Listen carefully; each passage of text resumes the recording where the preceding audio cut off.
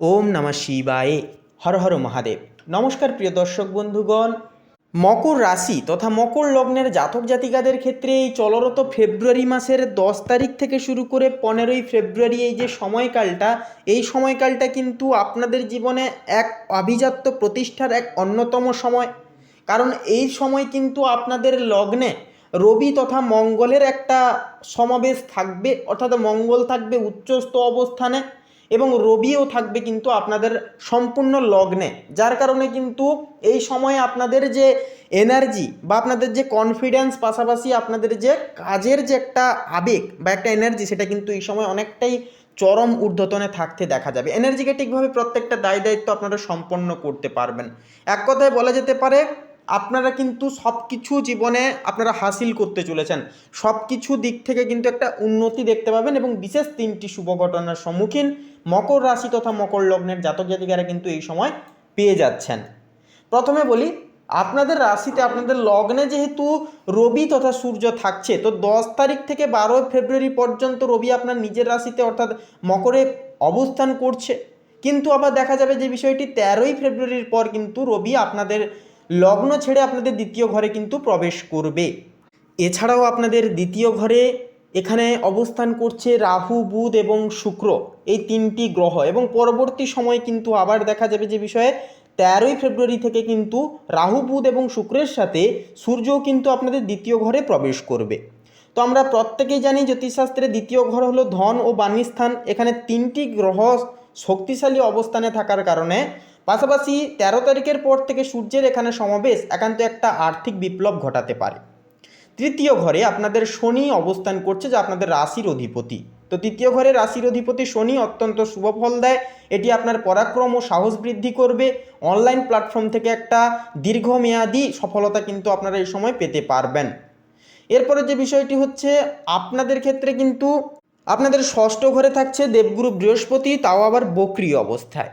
তো ভীষণই গুরুত্বপূর্ণ সময় আসতে চলেছে মকর লগ্নের ক্ষেত্রে এই 10 তারিখ থেকে 15ই ফেব্রুয়ারি সময়কালের মধ্যে।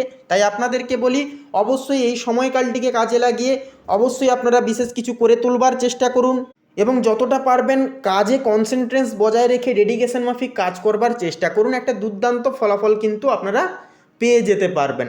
প্রথমে বলি কর্মজীবন ও কোম্পানির বিষয়। দেখুন, পদোন্নতি নেতৃত্ব বৃদ্ধি পাবে, কারণ আপনাদের লগ্নে উচ্চস্থ মঙ্গলের প্রভাব থাকছে এবং লগ্নে থাকছে সূর্য।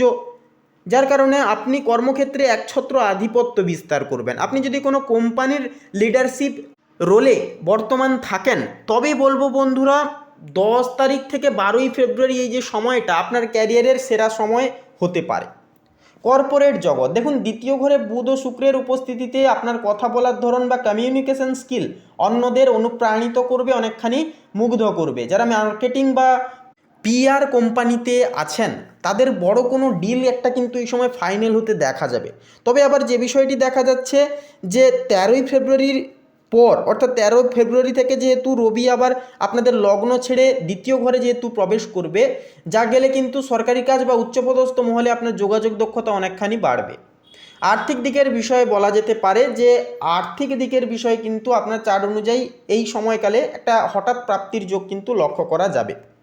দ্বিতীয় ঘরে রাহু ও বুধের যে একটা সহ অবস্থান, একান্তই এই বিষয়টি কিন্তু একান্তই আপনাদের আনকনভেনশনাল বা হঠাৎ কোনো উৎস থেকে কিন্তু প্রচুর একটা অর্থ পাইয়ে দিতে পারে।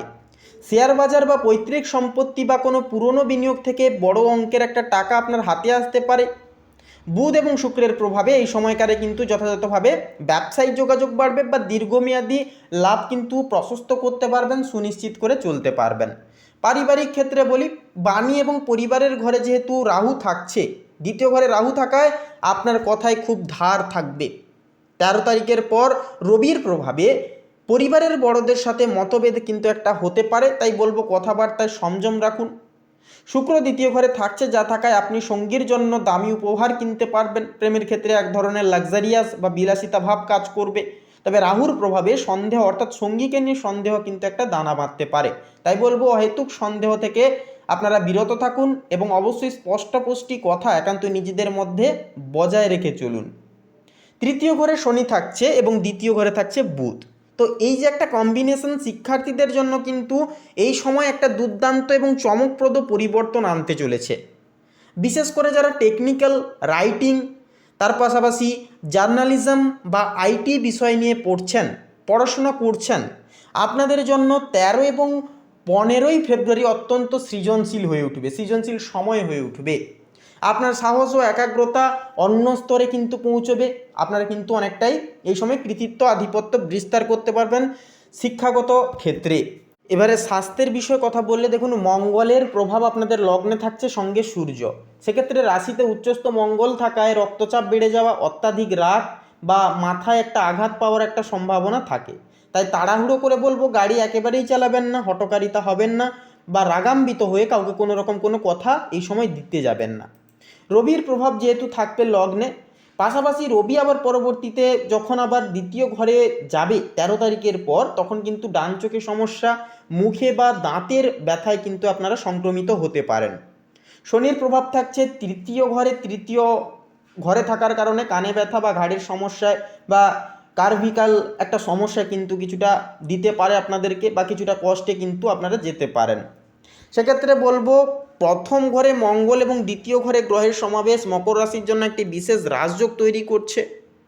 তৃতীয় ঘরে শনি আপনাকে এই সময় অলসতা ত্যাগ করে কঠিন পরিশ্রমী করে তুলবে 13ই ফেব্রুয়ারির পর। একান্তই দ্বিতীয় ঘরে একান্তই পরবর্তীতে গেলে যে রাহুর সাথে মিলিত হয়ে গ্রহণ দোষ বা বিভ্রান্তি একটা তৈরি করতে পারে। তাই বড় কোনো আর্থিক লেনদেনে কাগজ ভালো করে অবশ্যই দেখে নেওয়াটাও কিন্তু জরুরি, কারণ ইতিমধ্যেই দেখা যাচ্ছে আপনাদের লগ্নে সূর্য মঙ্গল থাকবে এবং আবারও ফের 13ই ফেব্রুয়ারির পর থেকে কিন্তু আপনাদের লগ্ন ছেড়ে দ্বিতীয় ঘরে প্রবেশ করবে কে? সূর্য। পাশাপাশি সূর্য গিয়ে কিন্তু বুধ, শুক্র এবং ছায়া প্ল্যানেট একান্তই রাহুর সঙ্গে কিন্তু যুক্ত হবে, যার কারণে কিন্তু চূড়ান্ত মাফিক একটা পরিবর্তন এই সময়কালে দেখা যাবে। তাই বলবো, মঙ্গলবার হনুমান চালিসা পাঠ করুন এবং সাদা চন্দনের তিলক পরুন, যাতে মঙ্গলের তেজ আপনার নিয়ন্ত্রণে থাকে এবং নানান রকম বাধা বিপত্তি থেকে যাতে আপনারা বেরিয়ে আসতে পারেন। তো বন্ধুরা, আজকের এই পর্বটি এই পর্যন্ত। পর্বটি কেমন লাগলো তা কমেন্ট বক্সে অবশ্যই কমেন্ট করে লিখে জানাবেন। এছাড়াও নিজেদের ভক্তি এবং বিশ্বাস জ্ঞাপন রেখে লিখে যাবেন, হর হর মহাদেব। আপনাদের সমস্ত মনের ইচ্ছা কামনা বাসনা এই সময়কালে পূরণ হবে। আপন বন্ধু বান্ধবদের সাথে আজকের এই আপডেটটি শেয়ার করে একটি লাইক দিয়ে আমাদের পাশে থাকতে ভুলবেন না। আপনারা ভালো থাকুন, সুস্থ থাকুন, সদৈব সচেতন সতর্ক থাকুন। নমস্কার।